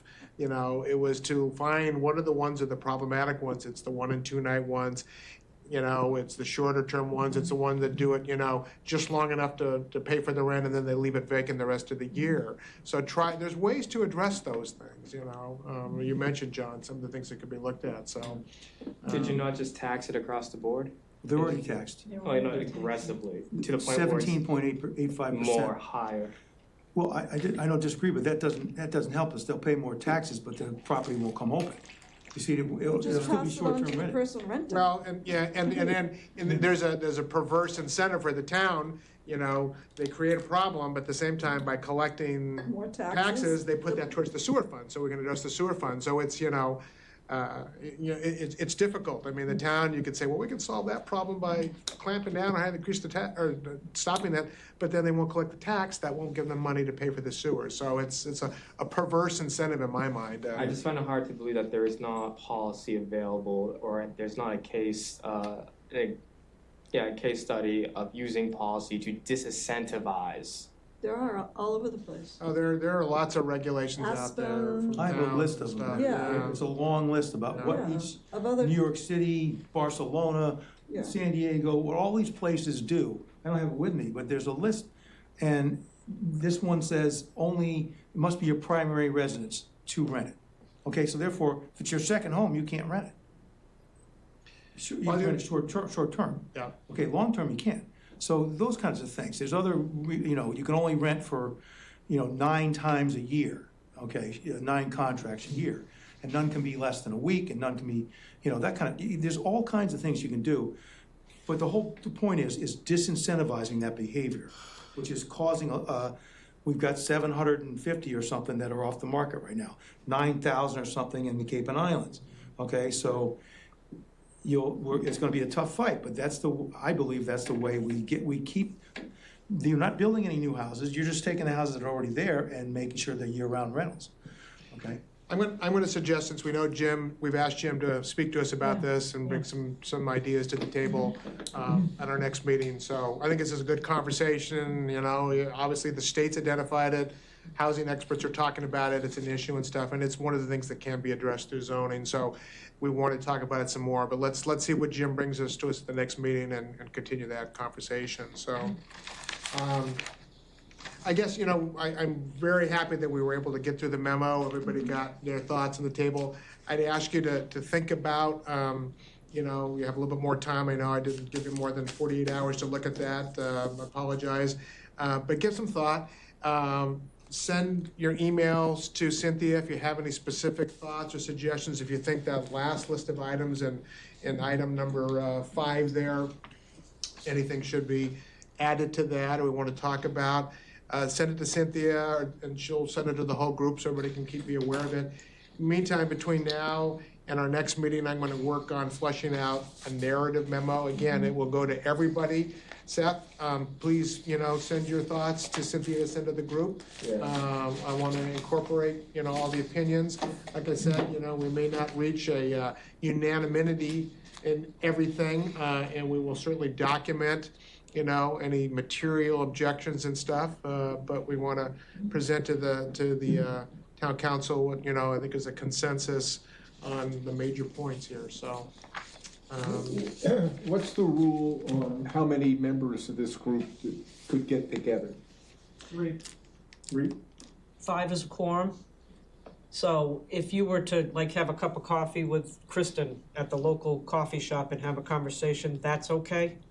But Kathleen can speak to more than that, but yeah, you run I into thought it was under 5, so I thought it was up to 4. you run into a problem if the 2, and then if the 2 pick up their phone and talk to 3 others then you've got an issue with a quorum, so that's why they kind of. Let's ask Kate, she's on the line here, just to confirm that, so. Yes, that's correct. I mean, that will be considered a serial communication, but you should also try to avoid the appearance of a conflict by having even 3 of you meeting at a coffee shop, like Cindy's example is a good one. But you shouldn't be meeting and talking about matters that are before the committee.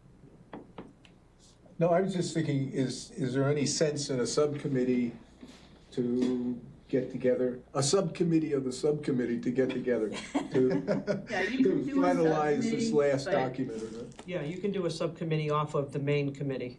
Right, and it, as somebody already said, I think Cindy, it has to be less than a quorum of the entire committee. Right, so it'd have to be So less we than could have a 5. subcommittee of 4 if we wanted to, Correct, correct? because quorum of this committee is 5. Yes. Okay, okay. All right, so maybe we'll think about that, maybe at the 14th, maybe we'll form a subcommittee to help review. Just, you know, Yeah. sometimes just working across the Yeah. table without. Absolutely, yeah, I feel constrained not being able to communicate and send it out, you Yeah, know. I don't even have But your if we phone could- number. If we could do that. We're not giving it out. Okay, so we'll do that then, like I said, if you have any thoughts, please send them to Cynthia to route to the whole group. And then, like I said, I will work towards having at least a draft memo that then maybe we'll talk about a subcommittee being formed to review that between the 14th and put it to bed.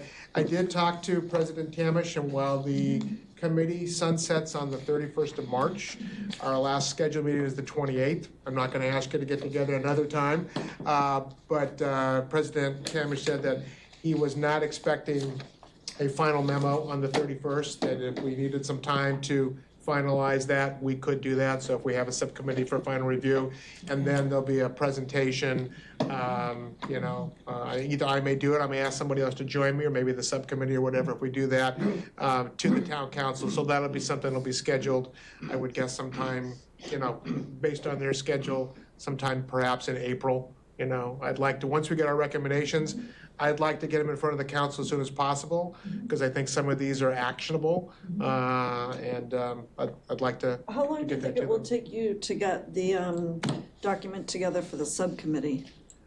Well, I plan to have, like this, I plan to have it out to everybody before, no later than the 14th, our next meeting. I'm just So- wondering if you want to develop that subcommittee now, so that if you have that ready and you wanted the subcommittee to look at that before we're together on the 14th. It's just that we don't really have a lot of time to button it Okay. up, and that way you have it in your hands in case you want to execute that before the 14th. I'm not pressuring you to Okay. do that, but I'm just, if for some Okay. reason you were feeling like, oh, I have this thing really together and I want the subcommittee to look at it, maybe you want to do that now. Okay. That's just my recommendation. I guess Kate, do we need to do anything formal here to make a motion to form a subcommittee, or can we just get 4 volunteers and identify them as our subcommittee to review the final memo? Sorry, I missed part of that. Do we have volunteers for the subcommittee, or are you gonna appoint them? Well, I'm just gonna ask you, do we need to make a motion to form a subcommittee or anything formal, or, I would recommend that you do that. okay, would someone Yes, I'd like, recommend that you do that. okay, would someone? I'd like to make a recommendation that you form a formal subcommittee to work on the final document. Second. All in favor? Aye. Aye? Okay. Yeah. Do we have volunteers to be on that subcommittee? Charlesman? Got one? I'll do it. yeah. John? Yeah. Kathy? Got It's three. a committee I'm not on. Kathy's got lots Maybe of an alternate? meetings. I could be an alternate. I'll be an alternate. Well, so we got, How many have you we've got? got 3. We've got Ken, John, and Kathy. I think 3 is probably fine. 3 or 4. Okay. Yeah. Okay, If you could get 4, that'd be better. all right. You gonna be on that No, that's also? 4. Well, I'll be One, two, drafting, and then three, myself, yeah, so that's because I 4. got 4. Okay, Yeah. okay. All right, so we have what do we need formally now, Kate, just to make sure do we take a vote on the 4 members? Again, I'm sorry, did people volunteer or you appointed them? We volunteered, Ken, John, Kathy, and I would be the 4 on the subcommittee. Do we need to Yeah, take if a you vote? had a motion and a second, just vote on, you can vote on them as a group, and if anybody has an issue with any one of them, they can raise their hand and discuss it. I doubt that that will be the case. I make a Do we then motion. have to notice it? No, because it came out of a discussion that you were having Okay. based on All right. information provided already. I make a motion that these You 4 can tell I'm not a members big fan. form the subcommittee. Formality? Okay, we have a motion for the 4 subcommittee members, Ken Osman, John Crow, Kathy Lebeck, and Bob Schulte. Second? Second. All in favor? All All right. right. All right, we have a subcommittee. Now the pressure is on, now you guys are waiting for my draft. Tomorrow morning, 8 AM. Right. All right. Great, thank you. We'll move to item E, which was approved minutes of January 31st and February 11th. Cynthia did a great job getting those out. I know I did not have a chance to look at those. I don't know that anybody else did, so I was going to ask that we defer that to our next meeting and ask you to take a look at those, and we'll vote on those at the next meeting. So moved. Okay. Then just to confirm, our next meeting will be March 14th, Friday, 3:30, here again in the Selectmen's Room. I will say that I would prefer to meet here unless they're having problems with Zoom again and stuff. We might have to go to the hearing room, but let's plan on March 14th, 3:30 here in the Selectmen's Conference Room. And with that, a motion to adjourn? So moved. All in favor? Aye. Thank you. Thank you. All right. Thank you, Kate.